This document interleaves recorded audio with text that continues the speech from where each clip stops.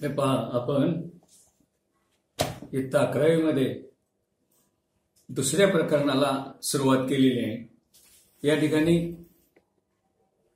आपण याच्या अगोदर चिटणीस म्हणजे काय, चिटणीसाच्या वेगवेगळ्या व्याख्या, चिटणीसांची प्रकार, त्यानंतर चिटणीसाचं महत्त्व, चिटणीस महत्त्व, त्याची व्याख्या, वैशिष्ट्ये वगैरे सर्व प्रकरण आपण अभ्यास केले आणि चिटणीसाचे वेगवेगळे प्रकार आणि त्यानंतर आता संयुक्त भांडवली संस्था। तर अशा ह्या संयुक्त भांडवली संस्थांचा उगम कसा झाला, व्यवसाय संघटनांचे अनेक प्रकार आहेत किंवा व्यवसाय संघटनांचे अनेक शेकडो प्रकार आपण आहेत असं म्हणू शकतो। एकल व्यापाऱ्यापासून किंवा फेरीवाल्यापासून ते मोठ्या कंपन्यांपर्यंत अनेक प्रकार होऊ शकतात, परंतु आपण अभ्यासाच्या दृष्टीनं काही मोठ्या व्यवसाय संघटनांचा या ठिकाणी अभ्यास करत आहोत। आणि व्यवसाय संघटनेचा सर्वात जुना प्रकार किंवा सर्वात अगोदर स्थापन झालेला मोठ्या प्रमाणावरील व्यवसाय संघटनेचा प्रकार म्हणजे एकल व्यापारी संस्था। हा व्यवसाय संघटनेचा सर्वसाधारणपणे जुना प्रकार किंवा सर्वात जुना प्रकार म्हणून ओळखला जातो। त्यानंतर भागीदारी संस्था, त्यानंतर संयुक्त हिंदू कुटुंब व्यवसाय, अशा प्रकारे व्यवसायांचे अनेक प्रकार उदयाला आले। एकल व्यापारी किंवा भागीदारी संघटन प्रकार यामध्ये अमर्यादित जबाबदारी असते। आपण पाहिलं, एकल व्यापारी म्हणजे ज्या ठिकाणी ज्या व्यवसायात एकच व्यक्ती मालक असते आणि त्याच्याकडेच व्यवस्थापन असतं, सर्व नियंत्रण, व्यवस्थापन आणि भांडवल गुंतवणे सुद्धा ज्यावेळेस एकाच व्यापाऱ्याचं असतं त्यावेळेस त्याला त्या प्रकारच्या व्यवसायाला एकल व्यापारी किंवा व्यक्तिगत व्यापारी संस्था असं म्हटलं जातं किंवा एकल व्यापारी संघटन असं म्हटलं जातं। जो व्यापार, एकल व्यापार जो करतो त्याला एकल व्यापारी आणि त्याच्या व्यवसाय संस्थेला एकल व्यापारी संस्था असं म्हटलं जातं। तर एकल व्यवसाय, या व्यवसायाचं व्यवस्थापन एकाच व्यक्तीकडून केले जाते, त्याला एकल व्यापारी म्हणतात आणि तो त्याच्या व्यवसायातील नफ्या तोट्याला तो स्वतः जबाबदार असतो। त्यानंतर भागीदारी संस्था म्हणजे जेव्हा दोन किंवा दोनपेक्षा जास्त व्यक्ती एकत्र येऊन आपापसात करार करून नफा मिळवण्यासाठी प्रयत्न करतात आणि भांडवल टाकतात, करार करतात। भागीदारी संस्थेची निर्मिती आपापसात करारातून होते।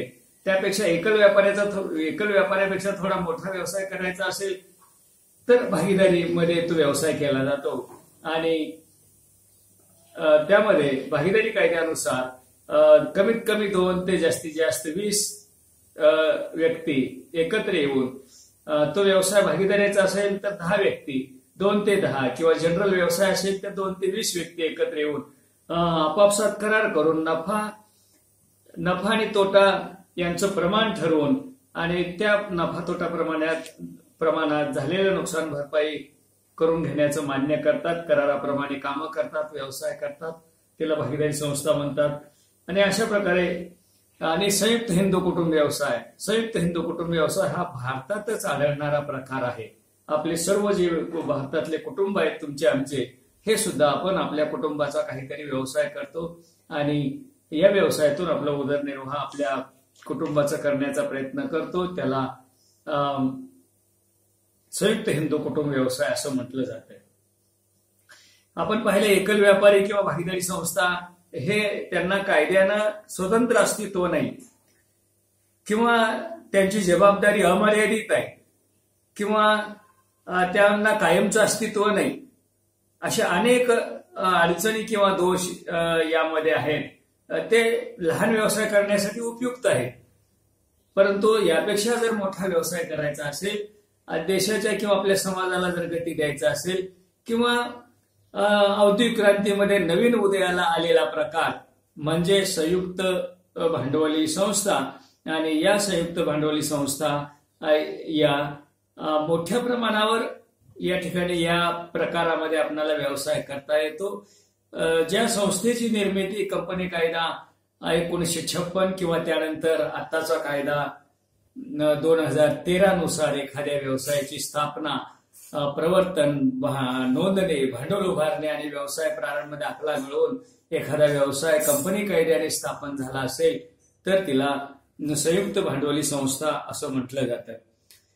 आणि अशा या संयुक्त भांडवली संस्थेची आपल्याला उत्क्रांतीचा अभ्यास करत आहोत आपण. आणि या संयुक्त भांडवली संस्था कसं निर्माण झाली किंवा ती उत्क्रांत कसं झाली, तर ती व्यवसाय संस्था एकल व्यापारी, त्यानंतर संयुक्त हिंदू कुटुंब व्यवसाय किंवा भागीदारी संस्था यांच्यामध्ये काही दोष किंवा उणिवा होत्या. या व्यवसाय संस्था त्यांचे मालक कमी असल्याने किंवा भागधारक कमी असल्याने ते मोठ्या प्रमाणावर व्यवसाय करू शकत नाहीत आणि मोठ्या प्रमाणावर नफा मिळवू शकत नाहीत किंवा सबंध समाजाला मोठ्या प्रमाणात रोजगार, मोठ्या प्रमाणात उत्पादन आणि मोठ्या प्रमाणात उत्पादन, त्यामुळे उत्पादन खर्च कमी, हे अशा प्रकारचे व्यवसाय या व्यवसाय संघटन प्रकारातून करणं शक्य नव्हतं. म्हणून एका मोठ्या व्यवसाय संघटनेची गरज भासत होती की ज्या योगे मोठ्या प्रमाणात भांडवल मिळवून, मोठ्या प्रमाणात यंत्रतंत्र सामुग्री मिळवून कौशल्य किंवा चांगले कौशल्यवान किंवा चांगले व्यवस्थापक, चांगले तज्ज्ञ मंडळींची नेमणूक करून, व्यवसायाची जाण असलेल्या तज्ज्ञ किंवा सक्षम अधिकाऱ्यांची नेमणूक करून व्यवसाय मोठ्या प्रमाणात करणं गरजेचं होतं. आणि ती गरज औद्योगिक क्रांतीनंतर या व्यवसायाच्या निमित्ताने, संयुक्त भांडवली संस्थांच्या निमित्ताने ही गरज, व्यवसायातील मोठ्या प्रमाणावर व्यवसाय करण्याची गरज, या ठिकाणी मोठ्या प्रमाणात व्यवसाय करण्याची गरज या कंपनीच्या निमित्तानं आपल्याला आपली ही गरज भागू शकली किंवा या निमित्तानं हा व्यवसाय संघटन प्रकार मागच्या अनेक व्यवसाय संघटनांतील दोष दूर करून एका चांगल्या व्यवसाय संघटन प्रकारांची गरज भासत होती की तो व्यवसाय संघटन प्रकार सर्वांसाठी चांगला असेल, ग्राहकांना दर्जेदार वस्तू आणि कमी किमतीत या व्यवसाय संघटनेमुळे देता येणं शक्य झालं. त्याचबरोबर मोठ्या प्रमाणात व्यवसाय, मोठ्या प्रमाणात रोजगार निर्मिती होऊ लागली आणि मोठ्या प्रमाणात व्यवसाय केल्यामुळे त्याचा उत्पादन खर्च आणि अशा प्रकारे हा आधुनिक काळात अतिशय लोकप्रिय झालेला हा संघटन प्रकार आहे. म्हणून आपण या दृष्टीनं आज जगभरात हा लोकप्रिय प्रकार मान्य झालेला आहे. आणि या व्यवसाय संघटन प्रकारामध्ये संयुक्त भांडवली संस्थेमध्ये मागच्या जुन्या व्यवसाय संघटनांतील मर्यादा किंवा दोष दूर करून त्यात नवीन काही कायदेशीर ऍडव्हान्टेजेस सर्व समाजातील घटकांना फायदा मिळेल अशा प्रकारचा हा व्यवसाय संघटन प्रकार उदयाला आला किंवा गरज म्हणून ते शोधून काढून कायदा त्याप्रमाणे करून सर्वांच्या हितासाठी असा हा व्यवसाय संघटन प्रकार उगम पावला. अनेक व्यवसाय संस्थांच्या दोषांमधून किंवा उणिवांमधून एका नवीन व्यवसायाची गरज भासत होती आणि त्यातूनच हे कंपनी, ही संस्था नफा मिळवण्यासाठी काही समान दृष्टी किंवा समान आवड असणारे लोक किंवा समान व्यवसायाची जाण असणारे लोक स्वेच्छेने एकत्र येतात आणि अंशात्मक भांडवल गुंतवतात आणि कंपनीसाठी सर्व कायद्यातील प्रक्रिया पूर्ण करतात आणि कंपनी कायद्याप्रमाणे त्याची नोंदणी करतात, प्रवर्तन करतात, नोंदणी करतात, सर्व अगोदरच्या अनेक गोष्टी करतात. आणि अशा प्रकारे या ठिकाणी कंपनीमध्ये कंपनीसाठी आवश्यक ते दस्तऐवज तयार केले जातात आणि त्या दस्तऐवजांच्या आधारे कंपनी कायदेशीर कृत्रिम व्यक्ती म्हणून जन्माला येते. घटनापत्रक, नियमावली आणि त्या आधारे कंपनी ही कायद्याने निर्मित होते. आणि या संस्थेला लागणारं भांडवल किंवा त्याचं व्यवस्थापन, भांडवल, कंपनीचं दैनंदिन व्यवस्थापन यासाठी कायदेशीर दस्तऐवज केलेले असतात. घटनापत्रक म्हणजे कंपनीचा पाया असतो, उद्देशपत्रिका असते आणि या उद्देशानुसार तो व्यवसाय केला जातो. समान उद्देश असणारे किंवा समान दूरदृष्टी असणारे, समान त्यांची अपेक्षा असणारे लोक एकत्र येतात किंवा व्यवसायाची जाण असणारे एकत्र येतात. कायद्यानुसार कमीत कमी 7, सार्वजनिक कंपनी असेल तर खाजगी असेल तर 2 किंवा आता कायद्यात दुरुस्ती केलेली आहे, एका व्यक्तीलाही आता कंपनीची स्थापना करून त्याला तो व्यवसाय करता येतो. 2013च्या कायद्यानुसार एका व्यक्तीला सुद्धा कंपनी आपल्या आवडीनुसार लहान प्रमाणात त्याला कंपनी सुरू करता येतं आणि या सर्व कंपन्यांच्या प्रकारांना मग ती एकल व्यापारी असो, एक व्यक्ती कंपनी असो किंवा खाजगी असो, सार्वजनिक असो, पात्र सार्वजनिक असो किंवा सरकारी कंपनी असो, या सर्व कंपन्यांमध्ये या सर्व कंपनी संघटन प्रकारामध्ये मागच्या एकल व्यापारातील दोष दूर करून किंवा मागच्या जुन्या व्यवसाय संघटन प्रकारातील दोष दूर करून हा व्यवसाय संघटन प्रकारात सर्व फायदे ऍडजस्ट करून कायद्यानं याला कायमचं अस्तित्व दिलं गेलं आणि अशा या व्यवसाय संघटन प्रकाराला कंपनी असं म्हटलं जातं. खाजगी कंपनी असेल तर कमीत कमी 2 ते 50 होते, पण आता 2013च्या कायद्यानुसार 2 ते 200 व्यक्ती एकत्र येऊन खाजगी कंपनी स्थापन करू शकतात. सार्वजनिक कंपनी कमीत कमी 7 ते अनंत व्यक्ती एकत्र येऊन त्या ठिकाणी कायद्यानुसार व्यवसाय स्थापन करू शकतात. आणि त्यानंतर बहुराष्ट्रीय कंपनी सुद्धा असंच, ती मोठ्या प्रमाणात कमीत कमी 7 ते अनंत लोकांकडून जगभर व्यापार उत्पादन करण्याच्या निमित्तानं प्रत्येक देशातील सरकार किंवा प्रत्येक देशातील सरकार आपापल्या कायद्यानुसार बहुराष्ट्रीय कंपन्या स्थापन करू शकतात. जागतिकीकरण खाजगीकरणानंतर तर जग ही एक बाजारपेठ झालेली आहे, त्यामुळं त्या देशातील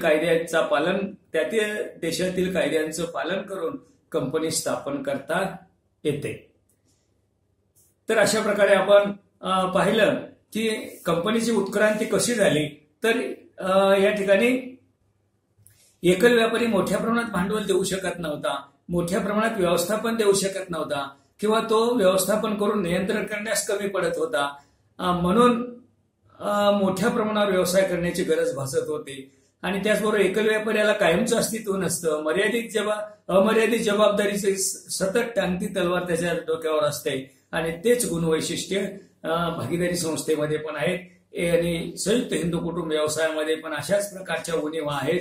म्हणून या ठिकाणी एका नवीन व्यवसाय संघटन प्रकाराची गरज भासत होती आणि सहकारी संस्था ही सुद्धा एक संस्था आहे की या सहकारी संस्था सुद्धा जुन्या काळात होते किंवा या सहकारी संस्थेला सुद्धा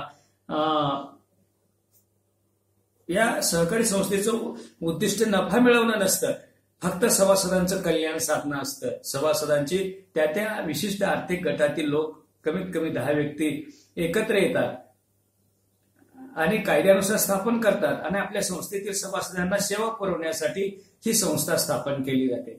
सहकारी संस्थेचं उद्देश नफा मिळवणं नसतं, तर आपल्या संस्थेतील किंवा समाजातील लोकांना योग्य किमतीमध्ये वस्तू व सेवांचा पुरवठा करून सभासदांचं किंवा समाजाचं हित साधणं एवढ्यापुरतीच मर्यादित संस्था सहकारी असते.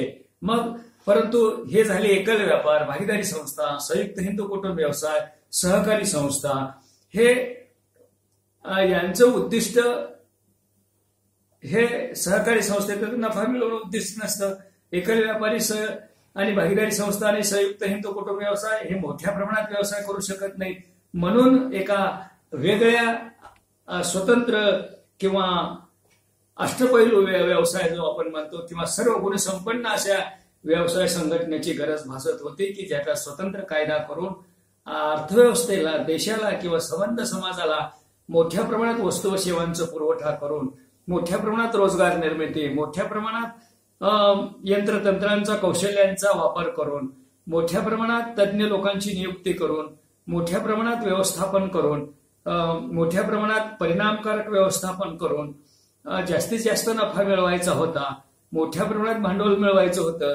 तर ते कसं मिळवायचं, तर ती कायद्यानं सोय करण्यात आली आणि कायद्यानं व्यवसाय संस्था तिला कायमचं अस्तित्व देण्यात आलं आणि समाजातील आम लोकातील, जगभरातील किंवा देशभरातील लोकांकडून लहान लहान अंशामध्ये समहक्क भागांची विक्री करून किंवा कर्जाऊ भांडवल मिळवून व्यवसाय करण्याच्या विचार आले आणि त्या विचारातून कायद्याप्रमाणे हा व्यवसाय संघटन प्रकार अस्तित्वात आला की ज्यामुळे योगे मोठ्या प्रमाणात नफा मिळवता येतं मोठ्या प्रमाणात सर्वच घटकांना सेवा देता येते, म्हणून हा व्यवसाय संघटन प्रकार औद्योगिक क्रांतीनंतर अस्तित्वात आला आणि त्याला कंपनी असं म्हटलं जातं.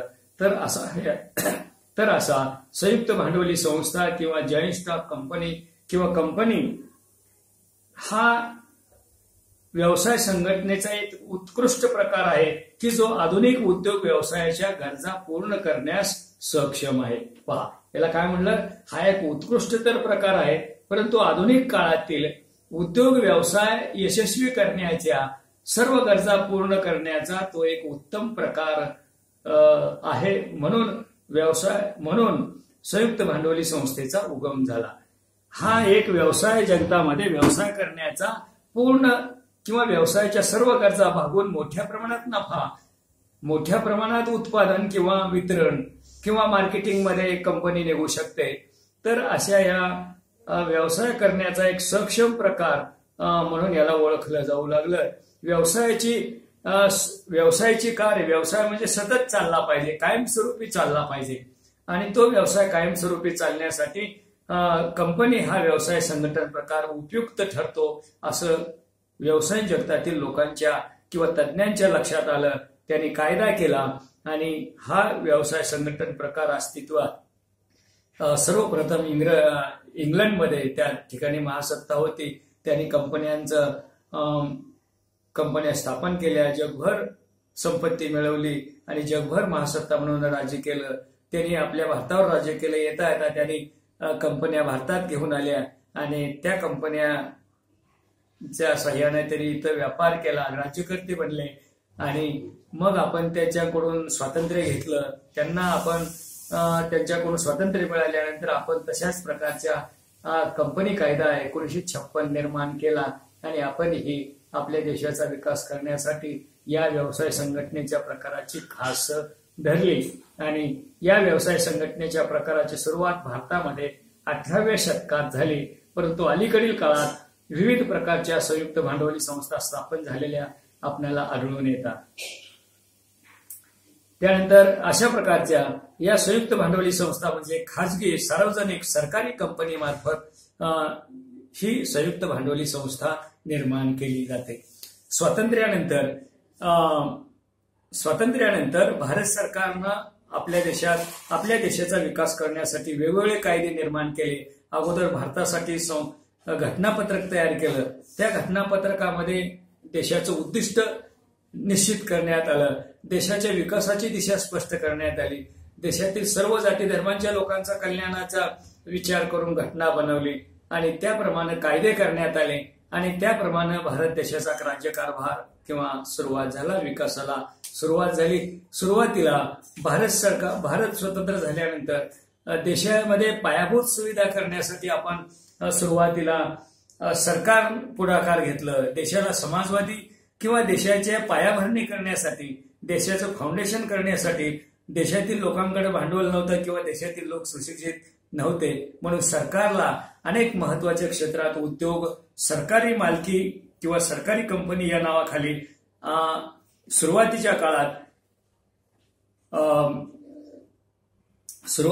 सरकारी उद्योग स्थापन करण्यात आले की ज्यामुळे त्याला स्थिरता लाभेल, देशाचा विकास होईल. या दृष्टीने स्वातंत्र्यानंतर सार्वजनिक क्षेत्राकडे सरकार उद्योग चालू करून राहिलं आणि देशातील लोकांना सेवा देण्याचा प्रयत्न करू लागलं आणि त्यामुळं सरकारने सुद्धा स्वातंत्र्योत्तर काळात त्या ठिकाणी कंपनीच्या कायद्याअंतर्गत देशातील इतर उद्योगधंद्यांना दिशा मिळावी.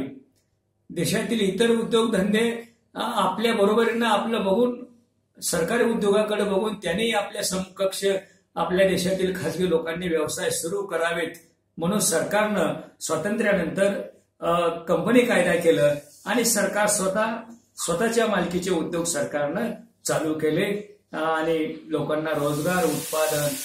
सरकारी कंपनीचा उद्देश सुद्धा नफा मिळवणंच असतो. सरकार हे सुद्धा सरकारी कंपनी असते, सरकारचा उद्देश नफा कमवणं असतो असं सर्वसाधारणपणे म्हणतो. परंतु कंपनी या हेळकाली सरकार ज्या वेळेस उद्योग सुरू करतं तेव्हा सरकारी कंपनीचा उद्देश सुद्धा नफा मिळवणंच असतं. तर मग सरकार नफा मिळवण्याचा सरकार नफा मिळवण्याचा उद्देश या हेळखाली काय करतं, तर सरकारी क्षेत्रातील कंपन्यांचं कामकाज किंवा सरकारचे उद्योग कशा प्रकारे चालतात एक डेमो म्हणून देशातील जनतेला एक डेमो दिसावा आणि नफा कसा कमावला जातो, व्यवसाय कसा केला जातो हे लोकांना दिसावं, लोकांना मार्गदर्शन मिळावं म्हणून स्वातंत्र्योत्तर काळात किंवा स्वातंत्र्यानंतर सरकारनं आपल्या सहभागानं आपल्या भांडवलानं सरकारी क्षेत्रातून काही उद्योग चालू झाले आणि त्याचबरोबर सरकारनं जवळजवळ निम्म्यापेक्षा जास्त भांडवल गुंतवून सरकारी कंपनी स्थापन केली. तर अशा प्रकारे या ठिकाणी सरकारी कंपनी म्हणजे नफ्यासाठी स्थापन झालेली असते, फक्त तिला भांडवल सरकारनं पुरवलेलं असतं. कुठलीही कंपनी म्हणली की ती नफा मिळवून लोकांचं कल्याण करून रोजगार निर्मिती करून देशाच्या विकासाला गती देण्यासाठीच कंपनी स्थापन केली जाते. कंपनीचा एकमेव उद्देश नफा मिळवणं, परंतु तो नफा कसं कायदेशीर मिळवणं. कंपनी नफ्याच्या प्रेरणेनं स्थापन झालेली असते, कारण प्रत्येक व्यवसाय हा नफ्याच्या प्रेरणेनं नफा मिळवण्याच्या उद्देशाने व्यवसाय केला जातो आणि तशाच प्रकारे कंपनी सुद्धा स्थापन केली जाते.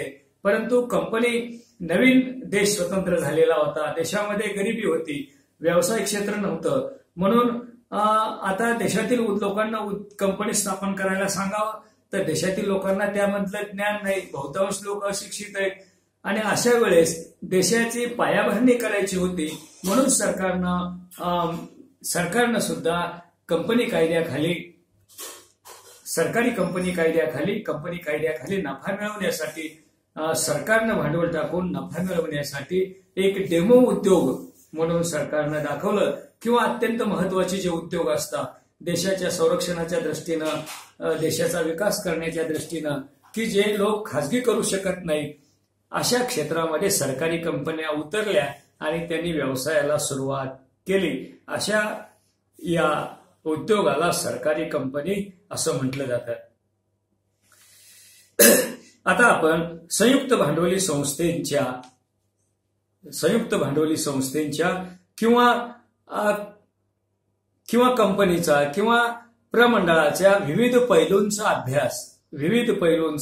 वैशिष्ट्यांचा अभ्यास आपण या कंपनीची संस्था असते किंवा संयुक्त भांडवली संस्था असते ती कशी स्थापन केली जाते, तिचं काय काय वैशिष्ट्य आहेत, तिच्यात कोणकोणते गुण आहेत, कोणकोणती वैशिष्ट्ये आहेत की ज्यायोगे ती व्यवसाय संघटनेचा सर्वोत्कृष्ट प्रकार म्हणून ओळखला जातो. अशी व्यवसाय संघटना म्हणजे काय याचा आपण अभ्यास करणार आहोत. संयुक्त भांडवली संस्था ही सर्वोत्कृष्ट प्रकार आहे किंवा जगभरातील लोकांनी मान्य केलेलं आहे. तर आपण आता या ठिकाणी वाणिज्य शाखेमध्ये किंवा व्यावसायिक क्षेत्रामध्ये आज जगभरातील लोक किंवा आपल्या देशात सुद्धा कितीतरी लाखो कंपन्या व्यवसायासाठी हा व्यवसाय संघटन प्रकार निवडतात, कारण हा व्यवसाय एका व्यक्तीला चालू करता येतो, खासगी व्यक्तींना चालू करता येतो. मोठ्या प्रमाणात खासगी क्षेत्रातील लोक 7 ते अनंत भागधारक एकत्र येऊन हा व्यवसाय करू शकतात किंवा सरकारला सुद्धा वाटलं की महत्वाच्या क्षेत्रात आहे, लोकांना आपण डेमो दाखवायचा आहे, लोकांना कसं व्यवसाय केलं जातं हे दाखवायचं आहे, यासाठी सरकारनं स्वातंत्र्योत्तर काळात सरकारी कंपन्या चालू केल्या. आणि अशा प्रकारे या संयुक्त भांडवली संस्थेमध्ये प्रत्येक प्रकारचे लहानापासून ते मोठ्या प्रमाणात किंवा बहुराष्ट्रीय कंपन्या किंवा जगभरातील व्यवसाय करण्यासाठी लहान प्रमाणापासून ते मोठ्या प्रमाणावर व्यवसाय करण्यासाठी हा व्यवसाय संघटन प्रकार उपयुक्त आहे. तर अशा प्रकारे या व्यवसाय संघटनांचे आपण विविध पैलूंचा अभ्यास करून आपल्याला आपल्यामधून अनेक उद्योजक तयार करायचे आहेत. म्हणून अशा प्रकारे आपण संयुक्त भांडवली संस्था म्हणजे काय हे त्याचा अभ्यास करणार आहोत. संयुक्त भांडवली संस्था म्हणजे समान हेतू, समान आवड असलेल्या आणि समान हेतू म्हणजे समान प्रत्येकाचा एक उद्देश असलेल्या लोकांचं, अनेक व्यक्तींचं संघटन आहे. ते एक ऐच्छिक संघटन आहे. या ठिकाणी कंपनीमध्ये येण्यासाठी कोणावर कंपल्शन नसतं, ऐच्छिक आहे. ज्यांना या कंपनीमध्ये या मित्रमंडळीमध्ये सामील व्हावं असं वाटतं आणि ज्यांना व्यवसायाची जाण आहे, मोठ्या प्रमाणात नफा किंवा आपण काहीच न करता पैसे गुंतवून कायद्याप्रमाणे व्यवसाय स्थापन केला की आपण आपल्या घरच्या व्यवसायामध्ये काम करू शकतो. कंपनीचं व्यवस्थापन, दैनंदिन व्यवस्थापन, उत्पादन, नफा मिळवणं हे कायद्याप्रमाणे चालतं आणि आपल्याला घरबसल्या लाभांश मिळतो. आणि अशा प्रकारे आपण लाभांश मिळवून आपल्या भागांचं मार्केट व्हॅल्यू किंवा भागांची किंमत वाढल्यानंतर आपण ते भाग विकू शकतो, लाभांश मिळवू शकतो आणि आपण एका मोठ्या कंपनीचे अंशात्मक का होईना मालक आहोत असा आनंद मिळवण्यासाठी देशभरातील किंवा जगभरातील लोक कंपनीमध्ये आपली लहान लहान बचत गुंतवणूक करण्यास तयार असतात. आपला फक्त व्यवसाय कसा आहे, व्यवसाय समाजाच्या गरजा भागवणार आहे का हे गुंतवणूकदाराला कळतं आणि म्हणून ते गुंतवणूकदार व्यवसायासंबंधी जाण असलेले लोक अशा या व्यवसाय संघटन प्रकाराचे समहक्क भाग विकत घेण्यास तयार होतात आणि कंपनीचे सभासद किंवा भागधारक होतात. जगभरातील लोकांना कंपनीचे लहान लहान भाग विकून मालकी भांडवल मिळवलं जातं. असा हा व्यवसाय संघटनेचा उत्कृष्ट प्रकारांचा आपण अभ्यास या ठिकाणी करणार आहोत. यानंतर आपण कंपनीची व्याख्या आणि तिची वैशिष्ट्ये नंतरच्या पिरियडला पाहू शकतो.